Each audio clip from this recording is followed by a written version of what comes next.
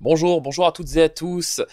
Après 3 séances de hausse consécutives, les marchés européens perdent désormais du terrain après les communiqués publiés par la Chine et les États-Unis. Donc deux communiqués distincts et non un communiqué commun, communiqués qui font toujours état quand même de quelques points en suspens, quelques points de divergence, bien que les parties prenantes aient quand même avancé sur des sujets quand même assez importants tels que l'agriculture ou encore les sujets associés au secteur énergétique. L'autre point qui domine les marchés aujourd'hui, c'est le recul de l'inflation en Chine, recul tout à fait significatif. Les prix à la production, indicateur avancé d'inflation, a lui aussi reculé de manière assez importante par rapport à l'année dernière. Nous allons voir cela dans quelques instants. Et dernier point, c'est la Réserve fédérale. La Réserve fédérale qui se dit désormais patiente. Tous les membres de la Réserve fédérale n'avaient pas approuvé le récent relèvement des taux qui a eu lieu, je le rappelle, les 18 et 19 décembre dernier. On l'a vu, en tout cas hier, au travers des minutes de la Réserve fédérale. On s'intéressera par ailleurs aux minutes de la Banque centrale européenne ce jour. Regardons l'ensemble de ces éléments sur notre plateforme Xstation 5. Alors, aujourd'hui, je disais en introduction, les chiffres, notamment des prix à la production, donc indicateur avancé d'inflation en Chine, recul important, recul majeur, 0,9% en rythme annualisé, contre 1,6 attendu, mais surtout contre 2,7% en rythme annualisé, publié, je le rappelle, au mois de novembre. Donc c'est un recul tout à fait important qui est clairement sanctionné aujourd'hui sur les marchés financiers, sanctionné en tout cas ce matin sur les marchés financiers. Le DAX recule d'une manière assez importante. Même son de cloche d'ailleurs pour l'indice des prix à la production, avec un recul un peu moins marqué que pour les prix à la production, 1,9% contre 2,1 attendu et 2,2 publié le mois dernier. Nous le disions aussi en introduction, le procès verbal, ou plutôt le compte rendu de la dernière réunion de politique monétaire de la Banque centrale européenne, qui s'est tenue, je le rappelle, au mois de décembre. Il y avait d'ailleurs même eu un live associé d'ailleurs à cette réunion de politique monétaire. Par ailleurs, on s'intéressera aujourd'hui à quelques statistiques américaines, donc les inscriptions hebdomadaires au chômage, le discours de James Bullard, le discours de Charles Evans, mais surtout le discours de Jérôme Powell devant l'Economic Club de Washington. Donc le marché attend du président de la Réserve fédérale de nouvelles informations. Maintenant, on peut dire que le biais que celui-ci aura est quand même assez connu de la part des opérateurs, puisque lors de son discours de vendredi dernier, il a eu une attitude beaucoup plus, j'ai envie de dire, flexible, beaucoup plus accommodante que ces derniers mois, à l'égard notamment de la politique monétaire. Et c'est d'ailleurs l'un des éléments qui avait soutenu les indices vendredi et tout au long et en ce début de semaine. Mais aujourd'hui, pourquoi pas un discours de Jérôme Powell pour apporter des catalyseurs simplement au marché financier. Observons quand même ce DAX 30 qui, nous le disions en introduction, a ouvert en gap baissier, assez important sur le niveau des 10 828 points.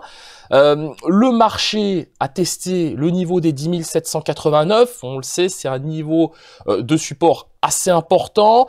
Il y a une probabilité pour que nous assistions à un retour sur ce niveau, mais il y a aussi ce gap baissier qui peut aussi être comblé sur le niveau des 10 876 points. Néanmoins, les acheteurs devront au préalable s'affranchir des moyennes mobiles à 7 et 21 périodes. 7 périodes courbe rouge, 21 périodes courbe blanche. Donc on peut le dire, c'est l'indécision qui domine.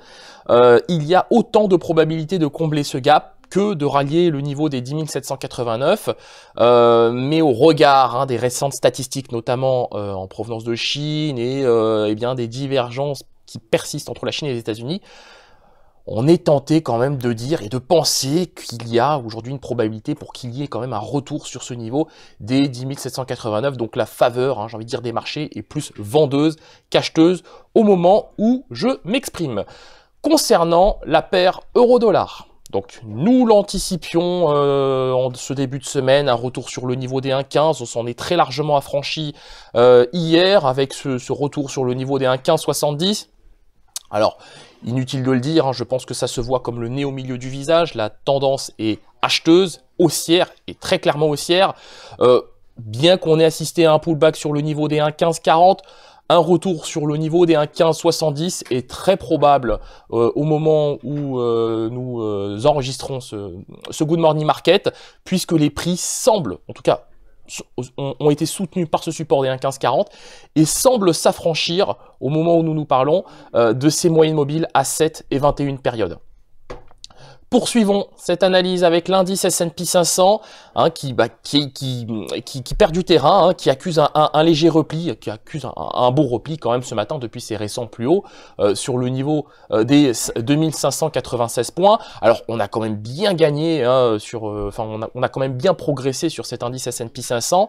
Un retour sur le niveau des 2550 est probable parce que c'est véritablement ce niveau qui cristallise l'attention des opérateurs. Mais avant ça, on a un mini support dont on approche d'ailleurs sur le niveau des 2559 points. En cas de rupture de ce niveau, il y aura une probabilité pour que le marché retrouve le seuil des 2550 points. Enchaînons avec le pétrole et le pétrole qui a fait état hier d'une contraction des stocks de pétrole de 1,7 million de barils. Le Khalid Al-Falih, le ministre du pétrole saoudien, ou plutôt le ministre de l'énergie saoudien, précisons-le, s'est quand même dit inquiet de la volatilité des marchés, du marché pétrolier.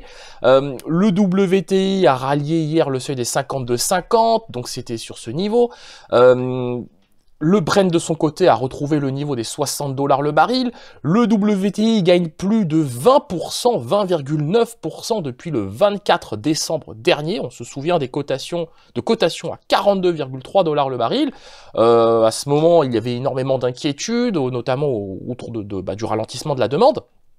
Pour l'heure, alors on a eu quand même entre-temps quelques éléments assez rassurants. Je ne reviendrai pas sur ces éléments, vous pourrez les retrouver dans notre analyse et dans nos précédents Good Morning Market. Mais l'idée en tout cas pour aujourd'hui, c'est que une respiration du marché, de ce marché pétrolier nous semble hautement probable. Pourquoi pas sur le niveau des 51,26, ou en tout cas entre le niveau des 51,26 et le niveau des 51,80, avant pourquoi pas une nouvelle hausse en direction des 55 $ le baril. Enfin, terminons cette analyse avec le Bitcoin, et ce Bitcoin qui décidément n'arrive pas à s'affranchir de la fourchette 3970, 4000 $ pour un Bitcoin. On le sait, c'est un niveau de résistance majeur, ça n'a pas loupé en tout cas ce matin, puisqu'on a assisté à un retour assez violent sur ce niveau des 3771. En cas de rupture de celui-ci, les prix pourraient clairement rallier le niveau des 3500 $ pour un Bitcoin. Merci d'avoir suivi ce Good Morning Market. Nous allons nous quitter sur cette note.